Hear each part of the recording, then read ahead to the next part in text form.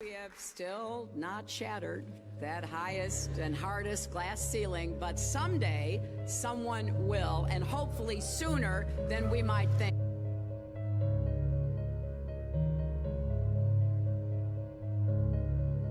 As the galaxies go whizzing by over the glass domed ceiling. Now tell me that does work for you. If it's true, does it change how I live my life? This is something that is not an easy answer because of the magnitude of what we're talking about here. How it will change your life, first of all, when you understand it, is dramatic, to say the least. Will it change you from having to go to your job every day and the things that you typically do every day? No. But when this knowledge becomes more mainstream and these agencies are starting to be held accountable, and you understand that they're all participating in this, not just the United States government, not just NASA, but China, Russia, India, all of them have space programs. They all have the same symbolism. They're all doing the exact same thing to their citizenry. And the first thing you have to understand about this is that the deception goes all the way to the top. And when I say all the way to the top, you have to kind of get rid of the notion that the people at the very highest levels are working together.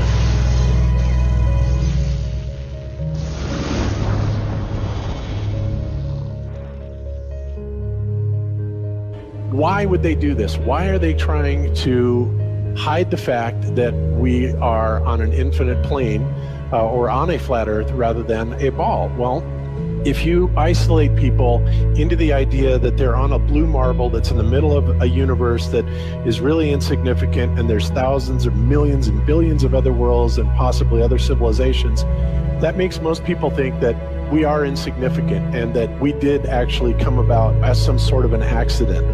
Now, when people believe that, their minds are much more malleable into being given the idea that there is no God, there is no creator. And because of that, that also gives the controllers this fertile soil to build other deceptions on.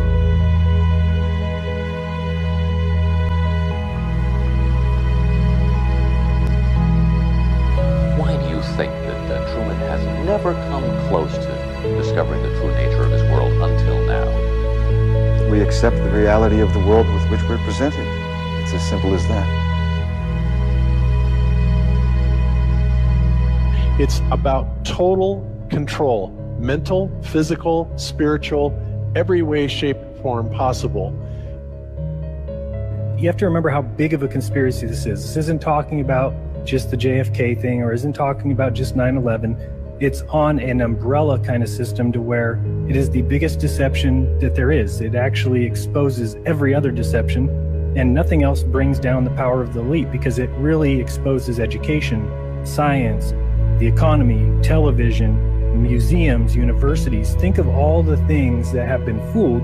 I feel worse for the people that are out there building satellites, the people that are out there actually working for these space agencies, the people out there teaching in schools as professors, because they would all come to the conclusion eventually, once this gets out, that they've all been contributing to the lie. Why do you believe what you believe? Prove it without using NASA or any other space agency, the government or military of any country in the world. Why would I say that? NASA has been proven to be liars time and time again. I could spend a whole weekend here showing you the lies of NASA. How many of you believe your government is 100% honest and can be trustworthy? And how many of you know the military answers to their government? Okay, so if those three sources are all proven liars, why would you trust them? Fool me once, right? Shame on you. Fool me twice, shame on me. I say, continue to believe pathological liars and you're an idiot. But that's what we've all done. And so, I look at these stuff, we've all seen the textbooks, we've all seen the videos and movies and all these things, and there's so much of it. Do you know what the budget NASA has? You know how much they get, how much money they get? Have you seen the movie Gravity? That's made for about $100 million, give or take. And if you saw the movie Gravity, that was pretty impressive. I saw it on IMAX, big screen, like, wow. I mean, I felt like I was with Sandra Bullock flying around in space, freaking out myself. Okay, this is what they're able to do with $100 million. What are you able to do with tens of billions of dollars a year since the 60s? Out here. But there is the Antarctic Treaty where, 53 or so nations have signed saying that no one's going to lay claim to Antarctica and that there are massive restrictions for travel there. You can't just get up and go to Antarctica on your own. You have to have a tour guide with you, and there are only certain entry points, and there are limits on where you can go search. Personally, I think the unconquered South face is the only one worth scaling. It's a 20,000-foot sheer wall of ice, but that's never stopped me before.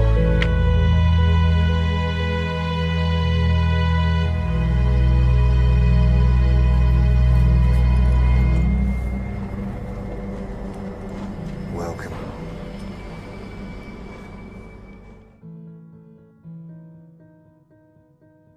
No, I just want to stand on top of the wall and piss off the edge of the world.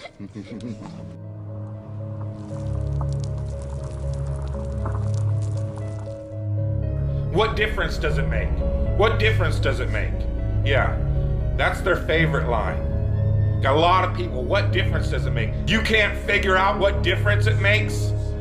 If you can't figure out what difference it makes that the people running your world are lying to you over and over your whole life, if you can't figure out that someone lying to you is trying to control you, suppressing of information, of knowledge is control. Deception of information and knowledge is a form of control. So what difference does it make?